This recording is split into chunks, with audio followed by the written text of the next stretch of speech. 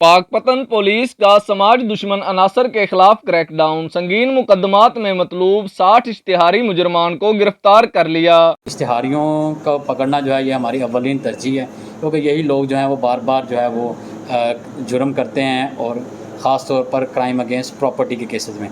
तो इश्तिहारियों को पकड़ने की मुहिम जो है वो भी जारी है। डीपीओ पाकपतन फैसल मुख्तार का कहना है कि शहर को अमनो अमान का गहवारा बनाने के लिए जराइम पेशा अनासर के खिलाफ घेरा तंग रहेगा। मुनज़्ज़म तरीके से इसको डील करने की एक पॉलिसी बना रहे हैं।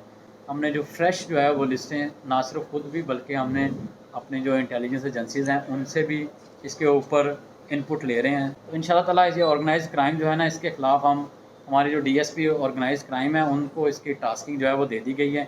नीचे टीम है उसको तश्कीलें नो कर रहे हैं, उसको हम रीऑर्गेनाइज कर रहे हैं। पुलिस ने टारगेटेड ऑपरेशन के दौरान 34 मुंशियात फरोश भी धर लिए, जिनके कब्जा से 8 किलो चर्स, 1 किलो हीरोइन और 800 लीटर शराब बरामद की गई। कैमरा टीम के साथ तारिक महमूद कंबो, MM5 न्यूज़, पाकपतन।